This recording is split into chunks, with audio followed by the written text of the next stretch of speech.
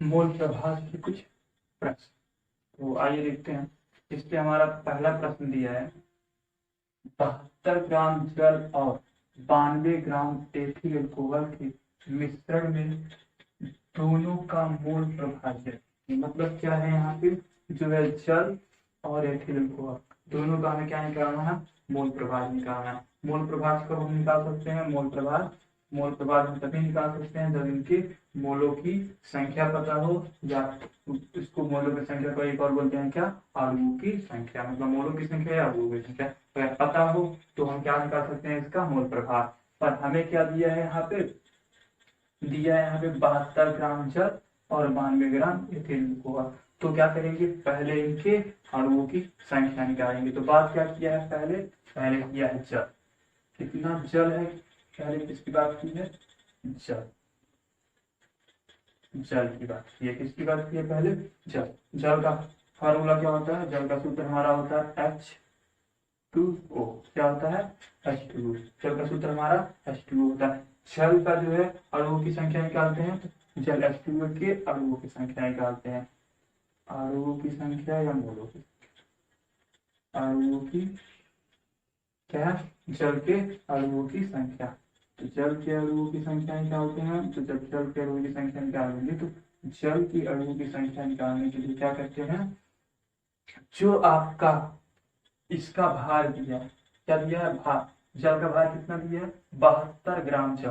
कितना दिया है, जल का भार को ऊपर लिखते हैं बटे जल का जो अणुभार होगा। क्या, अणुभार। अणुभार मतलब इसका जो जल का अणुभार होगा। जैसे हाइड्रोजन का आपका भार कितना होता है, H2O की बात करें, H2O, तो हाइड्रोजन यहाँ पे कितना है, 2 होगा।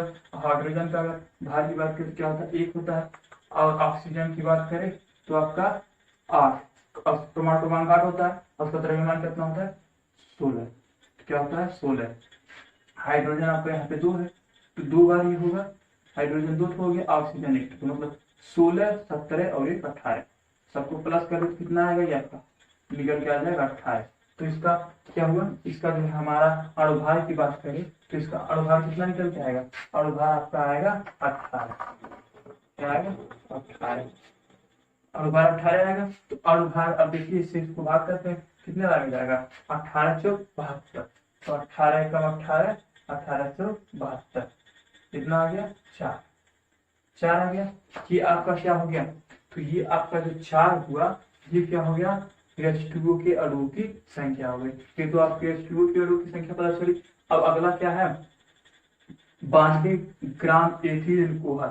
92 ग्राम एथिल अल्कोहल, एथिल अल्कोहल क्या है, एथिल अल्कोहल, एथिल अल्कोहल।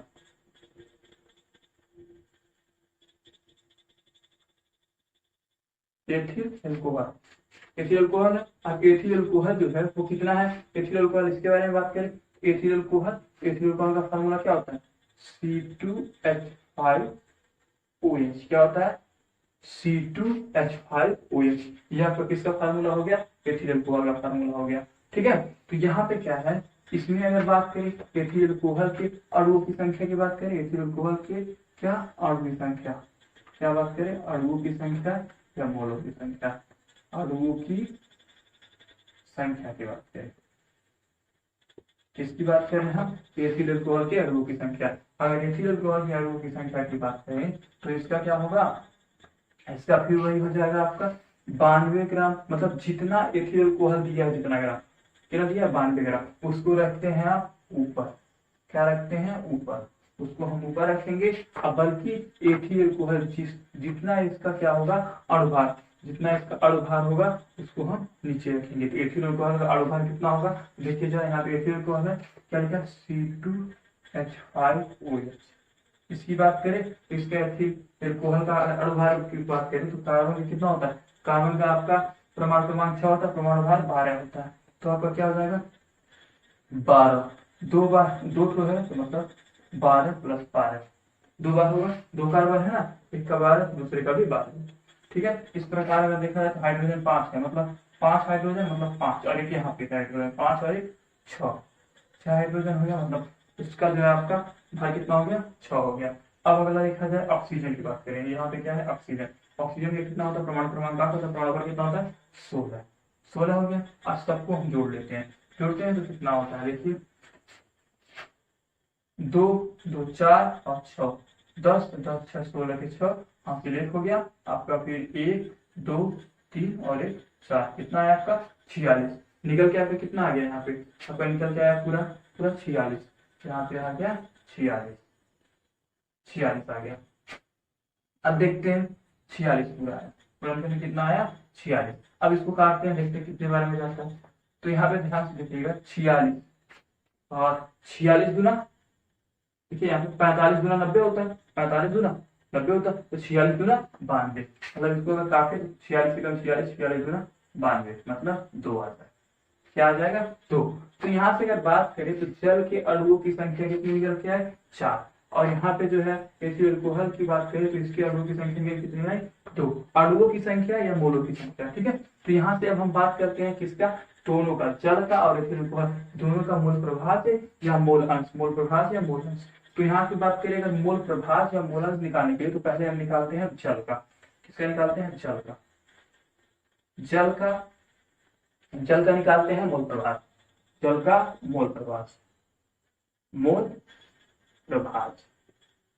जब हम जल का मोल प्रभाज निकालेंगे तो फार्मूले में क्या लिखेंगे, जल का मोल प्रभाज, तो जिसका मोल प्रभाज निकालते हैं उसको हम रखते हैं ऊपर, क्या रखते हैं उसको हम रखेंगे ऊपर। तो जल के अणु को क्या लिखेंगे, जल के अणु क्या रखेंगे, जल का अणु जो है कहाँ रखेंगे, जल के अणु आप ऊपर रखेंगे, कहाँ रखेंगे, जल के अणु, जल के अणु जो होंगे उसको ऊपर रखेंगे बटे, जल के अणु या जल के मोल की संख्या, ठीक है, ऊपर रखेंगे बटे। तो जल का निकालेंगे, ठीक है, बटे क्या करेंगे, जल के अणु, जल के अणु प्लस, और क्या इसमें मिक्स है, क्या है, एथिल अल्कोहल, क्या है, एथिल अल्कोहल। तो यहाँ पे क्या हो जाएंगे, एथिल अल्कोहल के, क्या हो जाएंगे, एथिल अल्कोहल के अणु, एथिल अल्कोहल, एथिल अल्कोहल के अणु। तो क्या हुआ यहाँ पे, जल के अणु हो गए और एथिल अल्कोहल के अणु हो गए। अब बात करें इसको सॉल्व करें, तो सॉल्व करने पे ध्यान दीजिएगा, क्या इसको सॉल्व करते हैं तो बात करें यहाँ पे अगर जल के अणु, क्या है, जल के अणु। जब जल के अणु देखा जाए तो जल के अणु की संख्या कितनी है, 4, 4 हो गया ऊपर नीचे। जल के अणु की संख्या यहाँ पर रखेंगे तो यहाँ पर भी 4, प्लस है बीच में तो प्लस। फिर एथिल अल्कोहल के अणु की संख्या, एथिल अल्कोहल के अणु की संख्या कितनी है 2, तो हम 2 रख देते हैं, 2 रख दिया। अब सॉल्व कर लेते हैं, ऊपर आपका 4 हो गया, नीचे 4 2 6, 6 हो गया। अब इसको भाग कर लेते हैं, तो भाग करने पे कितना आएगा आपका 0.0. अब भाग करते हैं ऊपर तो आपका कितना हो जाएगा, यहाँ से 6 से भाग करते हैं तो ऊपर आपका 40 जाएगा। आइए यहाँ पे भाग करके लिख लेते हैं, क्या है, इधर आपका नीचे 6 है और अंदर आपका 4 हो जाएगा, भाग तो जाएगा नहीं तो 0.10 फिर 0 बढ़ गया। फिर 6 का 6 में 36, फिर इस तरीके से यहाँ पे आएगा 4, फिर 0 होगा, फिर 36, मतलब ऐसे करके आपका आगे जाता जाएगा, फिर 4 बचेगा, ठीक है, फिर 36, मतलब आ क्या रहा है 0.666, ऐसे करके आपका आएगा। तो ये आपका जो हो गया, ये निकल के आया, क्या निकल के आया, ये जल का मोल प्रभाव, ये निकल के आया आपका जल का मोल प्रभाव, इसका जल का मोल प्रभाव। अब बात करते हैं जल का मोल प्रभाव तो हमने निकाल दिया, हमें निकालना क्या है, दोनों का मोल प्रभाव, तो हम निकालते हैं एथिल अल्कोहल का, किसका, एथिल अल्कोहल का। तो अब एथिल अल्कोहल का निकालते हैं, ethyl alcohol, ethyl alcohol, ethyl alcohol का मोल प्रभाव, मोल प्रभाज, मोल प्रभाज या मोल अंश, क्या बोलते हैं, मोल प्रभाज भी बोलते हैं और मोल अंश भी बोलते हैं। तो जब एथिल अल्कोहल का निकालेंगे तो एथिल अल्कोहल को ऊपर लिखेंगे, मतलब एथिल अल्कोहल का के अणु, एथिल अल्कोहल के अणु, एथिल अल्कोहल के अणु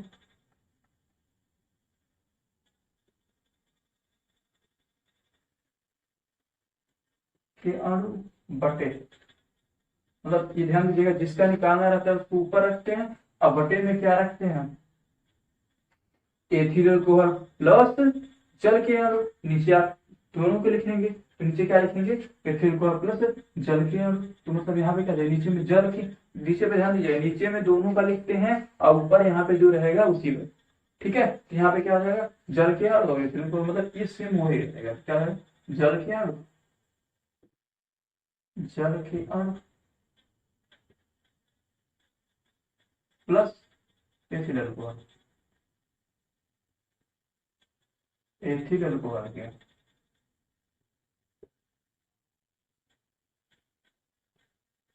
एथिल अल्कोहल के